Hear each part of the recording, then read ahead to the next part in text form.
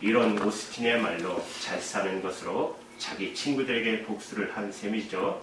하지만 정말 어떻게 사는 것이 잘 사는 것일까요? 오늘의 본문은 저번에도 한번 이 말씀을 한 적이 있지만 다른 내용으로 오늘 말씀을 전합니다. 예수님께서 제자들과 이 땅에서 마지막 작별의 시간을 앞두고 당신의 사랑하는 제자들이 이 세상에서 이 땅에서 정말 잘 살기를 원하는 마음으로 그 제자들을 위해서 예수님이 중보 기도한 내용이 기록되어 있는 것입니다. 이 기도문을 통해서 우리는 이 세상에서 주님이 약속하신 삶, 잘 사는 길, 잘 사는 인생이 무엇인가를 우리는 깨닫게 해줍니다. 세상에서 잘 사는 길, 어떻게 사는 것일까요? 첫 번째로 그것은 세상의 악에서 보존되는 삶을 사는 것을 의미합니다. 9절 이하 예수님의 기도에서 9절 이하에 보시면 계속적으로 강조되는 단어가 하나 있습니다. 그것은 보존이라는 단어입니다. 보존. 요한복음 17장 11절의 말씀을 한번 같이 읽을게요. 시작.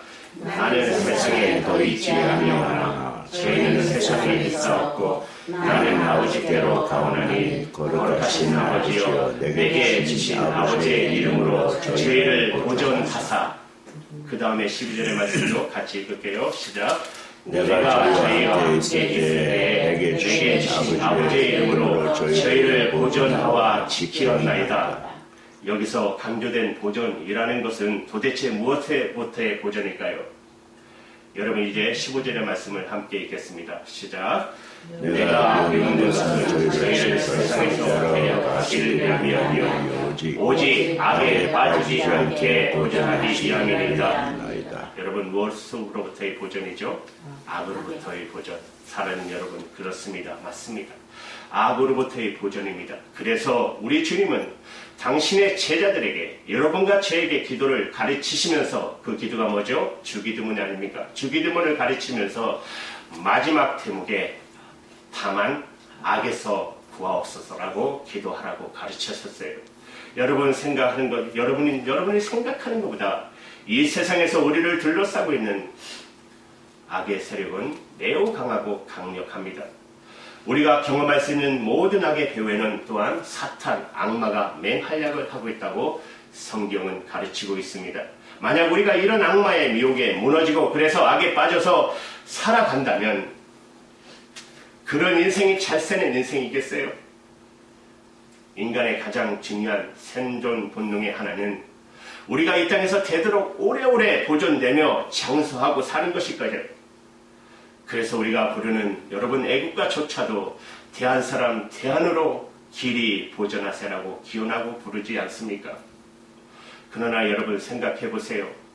오래 보존되는 것, 이 땅에서 오래오래 살기만 하는 것, 그것이 의미가 있을까요?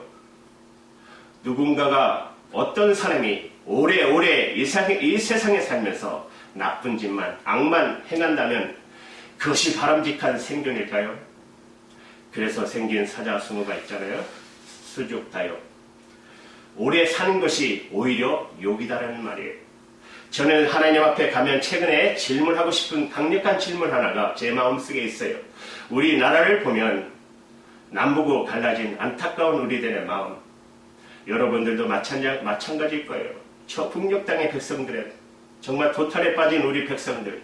신음하고 지금 코로나가 좀 만연되어 있을 건데 워낙 폐쇄가 되어 있으니까 어떻게 그 환경도 잘 모르잖아요. 어떤 상태인지도. 그런데 그 북녘 땅의 지도자들은 대를 이어 오래오래 잘 살고 있잖아요.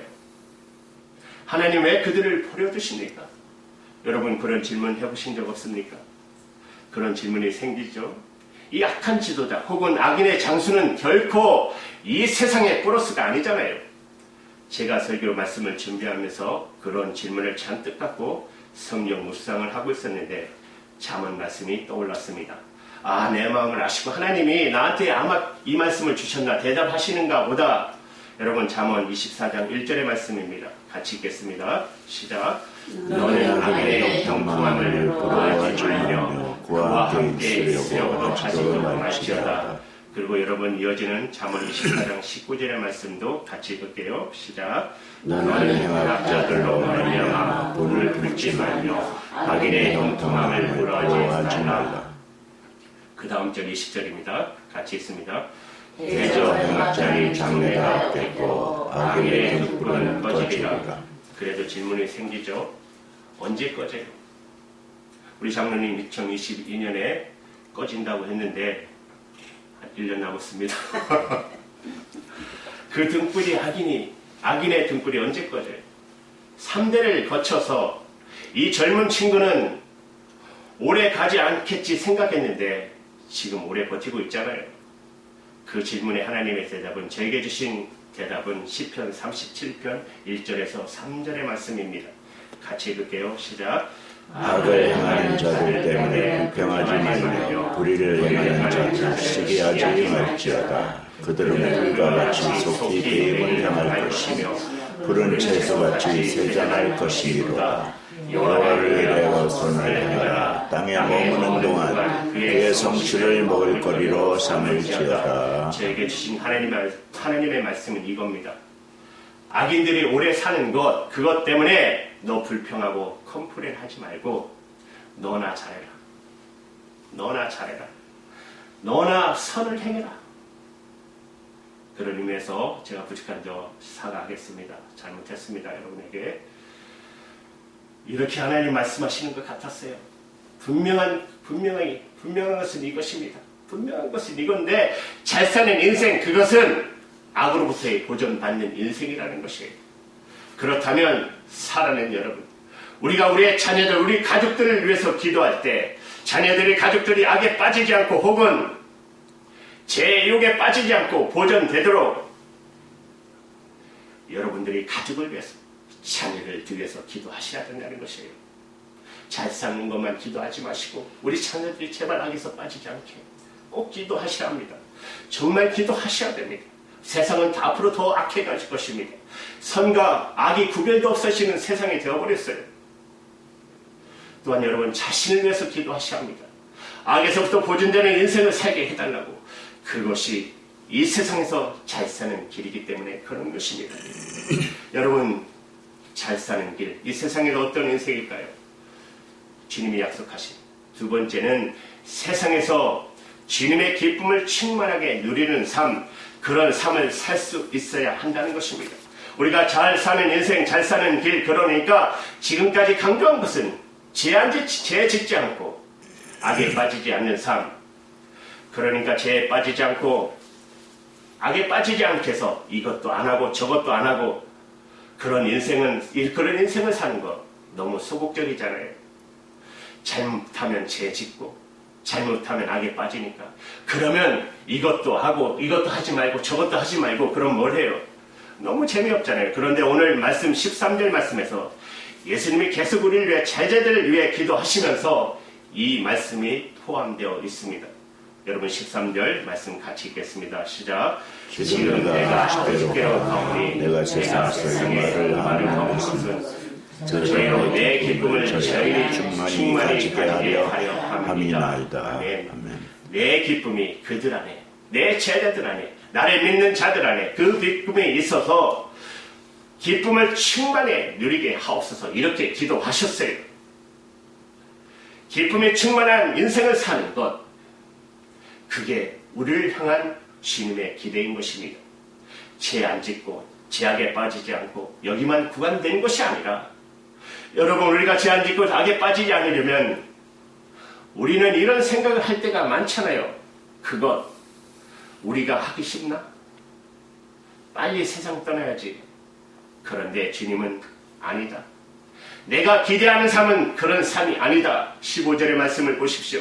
내가 비옵는 것은 저희를 세상에서 데려가기를 위함이 아니요 다만 악에 빠지지 않게 보존하기 위함이니이다. 저는 그런 의미에서 기독교 신앙은 결코 역사나 현실로부터의 도피하는 삶을 절대로 가르치지 않았습니다. 우리는 세상에 살 때까지 살아야 됩니다. 세상에 발을 디디고 살면서도 세상의 악에 빠지지 않는 삶을 주님이 기대한다는 것이에요. 그런 의미에서 기독교는 여러분 세상을 피해가는 도피주의도 아니고 세속주의도 아닙니다. 우리가 도피주의를 경계하다 보면, 우리가 세속주의 세상 속으로 깊이 들어가다 보면 세속화 되기 너무 쉽잖아요. 그렇다고 우리가 세상을 떠나서도 안 되고, 여러분 기독교 신앙은 도피주의도 아니지만 그렇다고 해서 세속주의도 아닙니다. 그렇다면 우리가 세상에 살면서 세속주의를 거부하기 위해서 뭐가 필요할까요? 요한복음 17장 16절의 말씀을 우리 한번 같이 읽겠습니다. 시작. 내가 세상에 속하지 아니한 같이 저희도 세상에 속하지 아니하였사옵나이다. 세상에 살지만 세상에 속한 삶을 살면 안 된다는 것이에요. 어떻게 가능할까요? 그것이 어떻게 가능할 수 있습니까? 요한복음 17장 17절의 말씀, 그것을 우리에게 가르치고 있어요.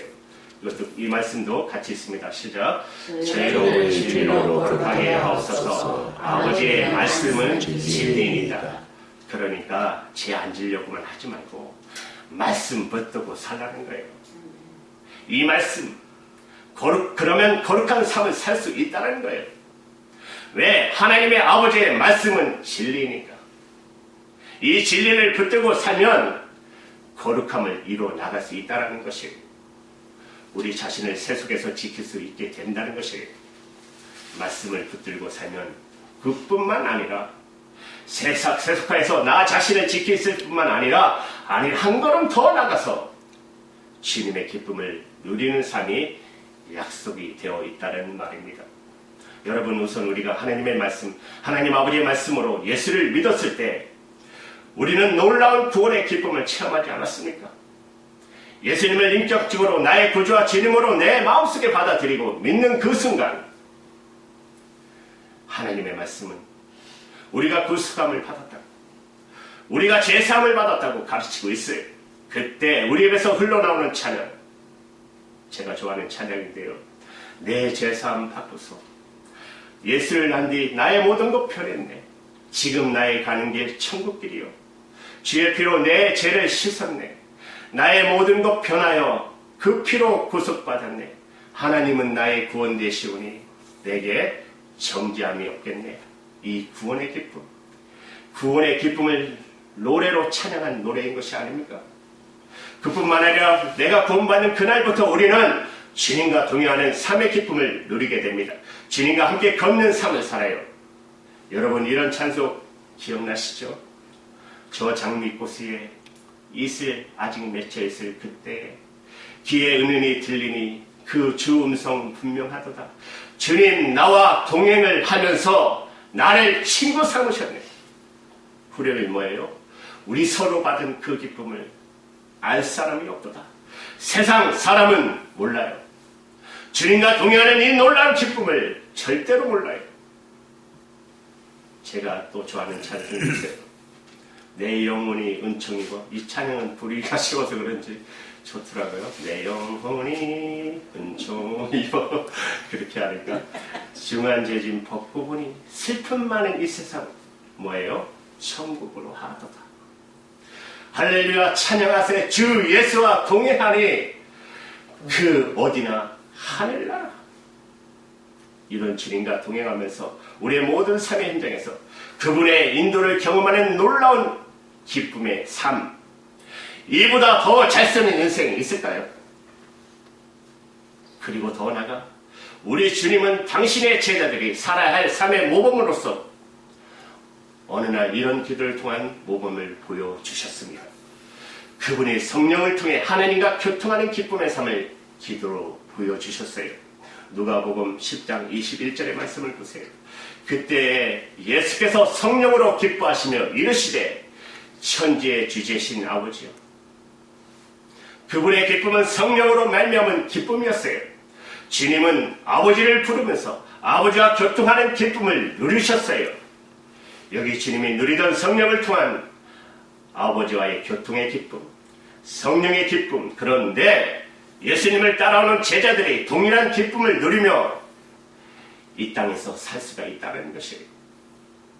여러분, 우리가 예수님의 이름으로 기도할 때마다, 하나님을 가리켜 아버지라고 부를 때마다, 기도의 응답을 경험할 때마다, 그리고 성령의 인도를 받을 때마다 우리는 이런 하늘의 기쁨을 누리는 것이 아닙니까? 이렇게 사는 것보다 여러분, 이 세상에서 더 복된 길, 더 잘 사는 길이 어디 있을까요? 이것이 주님이 약속하는 삶입니다. 잘 사는 인생, 잘 사는 길, 이런 길을 걸으면서 이제 마지막 세 번째는 아버지 하나님의 것, 저와 여러분이 우리가 아버지의 것, 하나님의 것, 그의 자녀가 되어 인생을 살아야 한다는 거예요. 오늘 성경 말씀은 이런 놀라운 인생, 즉 세상의 악이나 죄에 빠지지 않고 주님의 기쁨을 누리며 살아가는 삶, 이런 삶은 이 세상 모두가 누리는 것이 아니라 하나님 자녀된 사람만이 누릴 수 있는 특권이라고 우리에게 가르쳐주고 있습니다. 요한복음 17장 9절 10절의 말씀을 같이 읽겠습니다. 시작. 내가 죄를 위하여 배웠나니 내가 배우는 것은 세상을 위하여 내게 주신 자들을 위하여이다. 죄인은 아버지의 것이로서이다. 내 것은 다 아버지의 것이요 아버지의 것은 내 것이온데 내가 죄로 말미암아 영광을 받았나이다. 사랑하는 여러분, 우리는 모두 본능적으로 내 것을, 내 소유를 보존하고 아낍니다. 그런데 생각해 보세요. 우리가 주님께 되면, 우리가 주님의 것이 되면 주님이 우리를 자연스럽게 아끼고 보존하고 보호하고 지키지 않으시겠어요? 여러분, 우리가 좋아하는 이사야 43장 1절의 말씀이 생각나지 않으십니까? 우리 같이 읽을게요. 시작.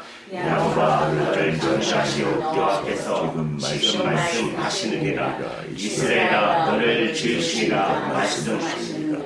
너는 두려워하지 말라. 내가 너를 구속하였고 내가 너를 지명하여 불렀나니 너는 내 것이라.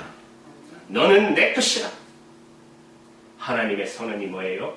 우리가 주님의 것이라. 주님이 우리를 창조하셨기 때문에, 주님이 우리를 구속하셨기 때문에, 즉 대가를 지불하고 우리의 삶을 회복시켜 주셨기 때문에 세상의 많은 사람들 가운데 우리를 지명하여 불러주셨기 때문에 우리는 그의 것이라고. 여러분, 이제 중요한 것은 주님이 우리를 부르셨고 우리를 초대할 때 우리가 그분께 응답하는 일입니다. 그것이 주님이 우리를 지명하여 그의 것으로 삼아주시는 구원의 절차인 것입니다. 예수님은 이렇게 말씀하십니다. 요한복음 1장 12절에 영접하는 자 곧 그 이름을 믿는 자들에게는 하나님의 자녀가 되는 권세를 주셨으니, 우리가 예수님의 그리스도를 마음의 문을 열고 구주와 주님으로 영접하는 바로 그 순간 나는 우리를 합법적으로 그의 것, 하나님의 자녀가 된다는 것이에요. 그리스도의 제자가 된다는 것이에요. 지금 우리가 묵상하고 있는 요한복음과 함께 요한계시록을 동시에 기록한 사도 요한은 여러분 계시록 3장 20절에서 이 초대를 이렇게 말씀하고 있어요. 같이 한번 읽을까요? 이 말씀도 시작. 볼지어다 내가 문 밖에 서서 들으노니 누구든지 내 음성을 듣고 문을 열면 내가 그에게로 들어가 그와 더불어 먹고 그는 나와 더불어 먹으리라. 사랑하는 여러분, 그렇습니다. 그분이 그래서 우리의 마음을 두드렸어요. 우리 집 대문을 두드리듯 내 마음의 문을 두드리셨어요. 누군가 와서 우리 집의 문을 두드릴 때 여러분, 문을 열기 위해서는 두 가지가 필요합니다. 두 가지 하긴 누구십니까? 왜 오셨어요? 예수님 뭐라고 대답할까요? 주님이 내 마음의 문을 두드려요. 누구세요? 나 예수 그리스도야. 하나님의 아들. 너를 위해 십자가에 못 박히신 분, 다시 사신 분, 너희 죄를 대신해서 저주와 심판을 받으신 분, 보혈을 흘리신 분, 그리고 다시 사심으로 새로운 생명길로 우리를 인도하고자 한 바로 그분, 나 예수야, 메시아야. 왜 오셨어요? 너를 새로운 삶으로 인도하려고, 너를 놀라운 기쁨의 삶으로 인도하려고. 더 이상 이 세상의 악에 빠지지 않고 죄에 빠지지 않고 내 기쁨을 내 안에서 누리는 그런 놀라운 삶을 너에게 선물로 주고 싶어서. 사랑하는 여러분, 그렇다면 그분이 지금 내 마음의 문을 두드릴 때 마음의 문을 활짝 여시기 바랍니다. 그리고 오늘 다시 한번 우리 주님을 구세주로 받아들이시기 바랍니다. 그렇다면 나머지 인생은 여러분 자연스럽게 너무나 쉽게 너무나 아름답게 잘 사는 길, 잘 사는 인생을 살게 될 것입니다. 이런 놀라운 축복이 여러분 모두에게 임하기를 축복합니다. 네, 기도하겠습니다.